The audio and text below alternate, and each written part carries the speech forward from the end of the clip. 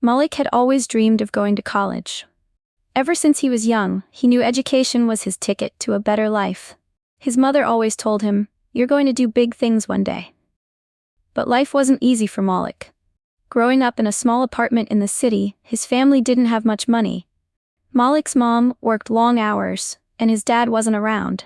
It was just him, his mom, and his little sister. Despite the tough situation, Malik never let it hold him back. He was a straight-A student and played football. His coach often told him, "You've got a future, Malik." Malik worked hard at everything he did.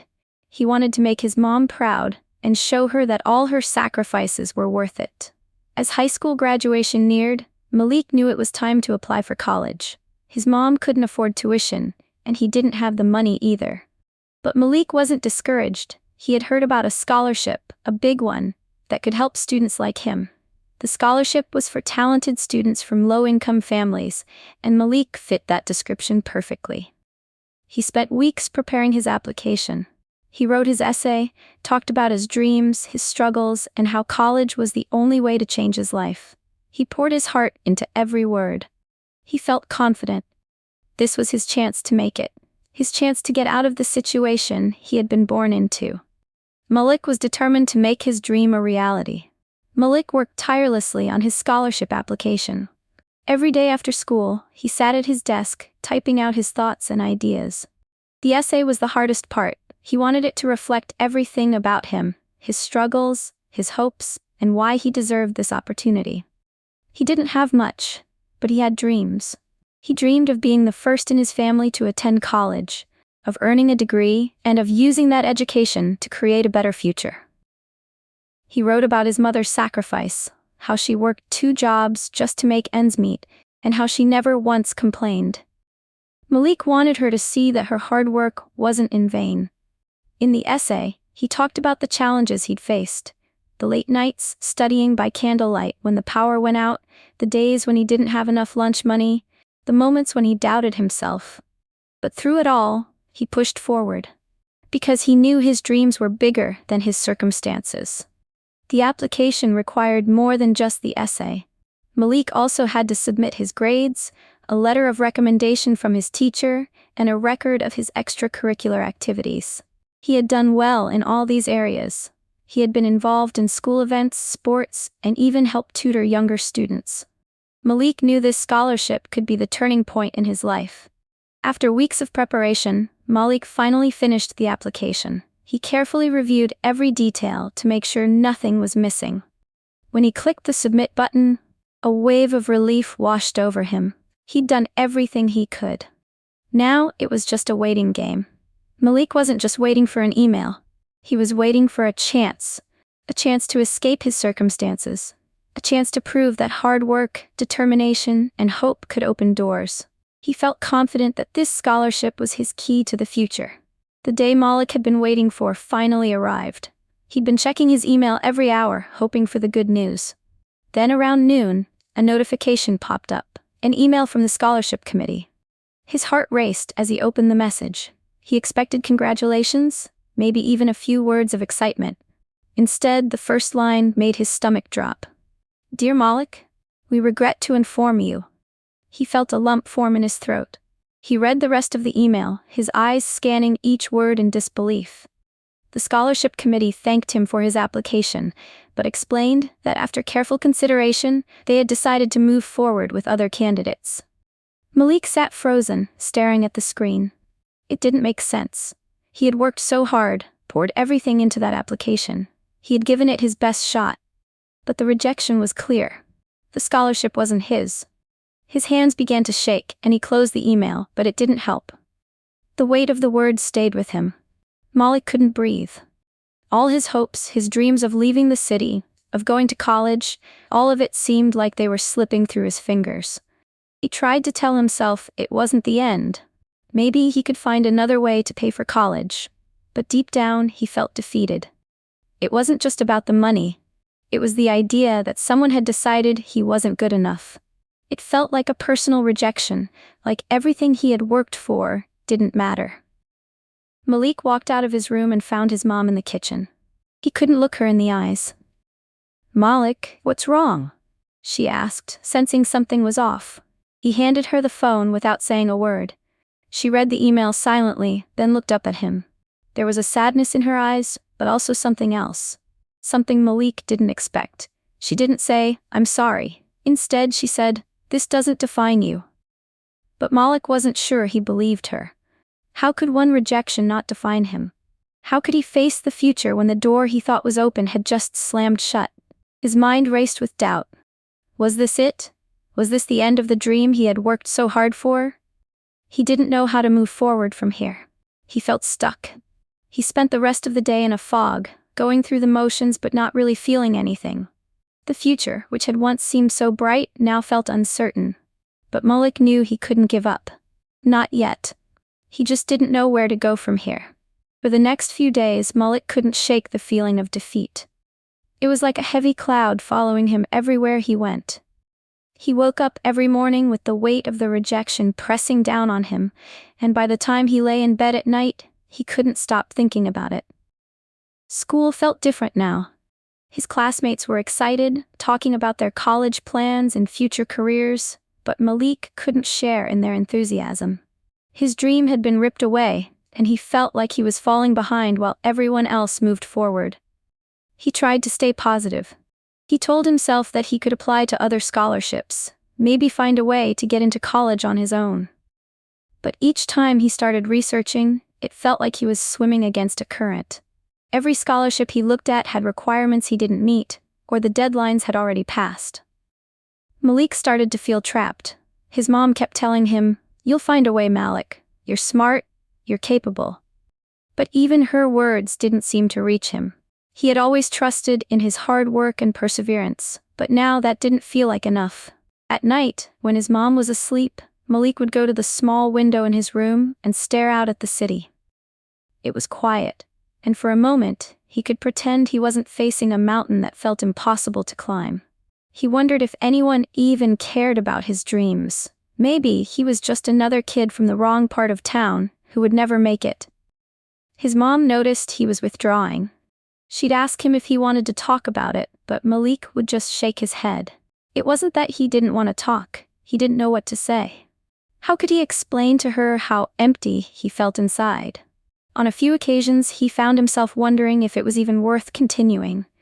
Maybe he should just give up, go to work, and help his mom pay the bills. Maybe the dream of college wasn't meant for someone like him, but there was still a small part of him that couldn't let go. Deep down, he knew giving up meant accepting failure. And he had never been the type to give up. But right now, he felt like he was losing the fight. It was hard to face the reality that he might have to let go of his dream.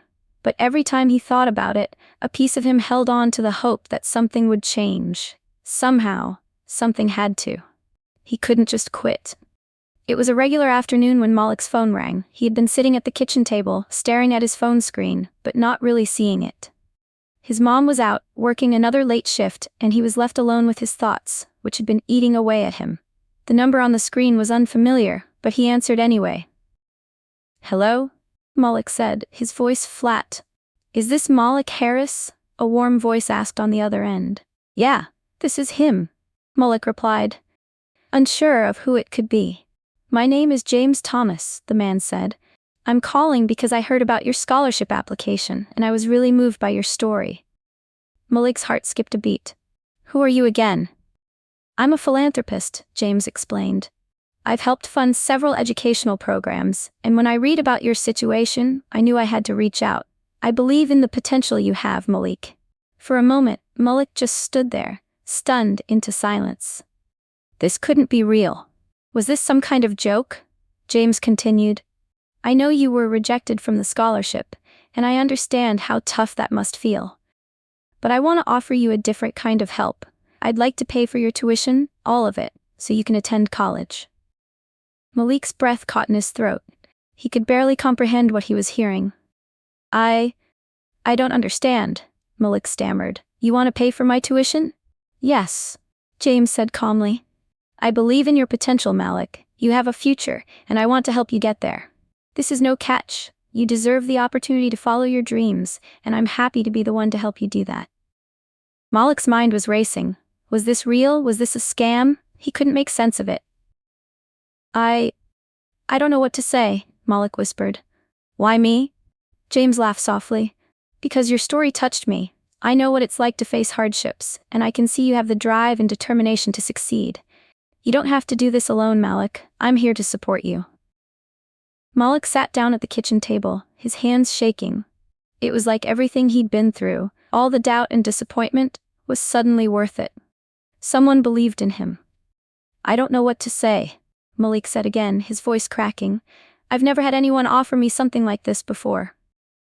You don't need to say anything right now, James said gently. I just wanted you to know that help is here when you're ready to take it. You have the potential, Malik.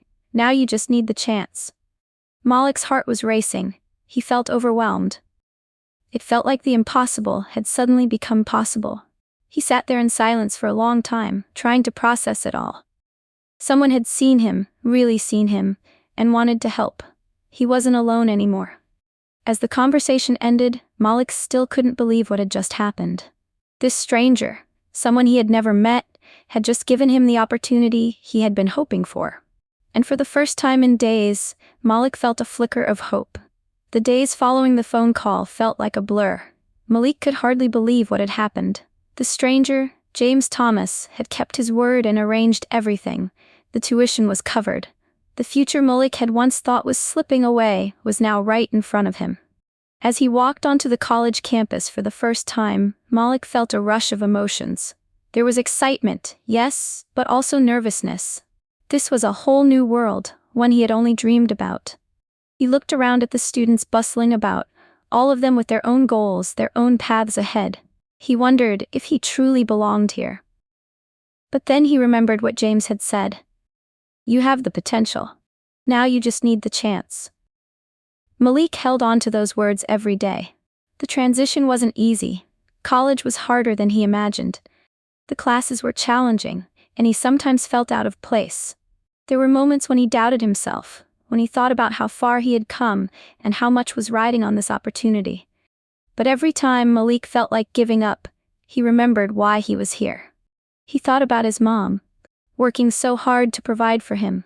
He thought about the rejection, the feeling of being left behind, and most importantly, he thought about the stranger who believed in him when no one else did. Malik pushed forward. He stayed up late studying, even when his classmates went out to parties. He worked harder on the football field, knowing that he had to prove to himself and to James that he was worth the chance. The days turned into weeks, and the weeks turned into months. Slowly, Malik began to find his rhythm. His grades improved, and he became a key player on the football team. The more he succeeded, the more his confidence grew. He was no longer the kid from the wrong side of town. He was a student at a prestigious university with a future ahead of him. Malik also stayed in touch with James. They exchanged occasional emails, and James often checked in to see how things were going. Malik never forgot the kindness that had been shown to him. He couldn't wait to one day be in a position to help someone else, just as James had helped him. By the end of his first year, Malik had not only survived college, he had thrived. His grades were among the best in his class, and his coaches were impressed with his performance on the field. Every time Malik walked across the campus, he was reminded of how far he had come. He was no longer just a kid with big dreams. He was someone who had worked hard and made those dreams a reality. And all of it was possible because someone had believed in him when no one else had. A stranger, who didn't know Malik personally, saw something in him that others missed. They recognized his drive, his potential, and his willingness to work hard for a better future. That belief, that simple act of kindness, gave Malik the chance he had been waiting for. It opened doors he never thought possible, and gave him the opportunity to prove that he was worthy of success, no matter where he came from.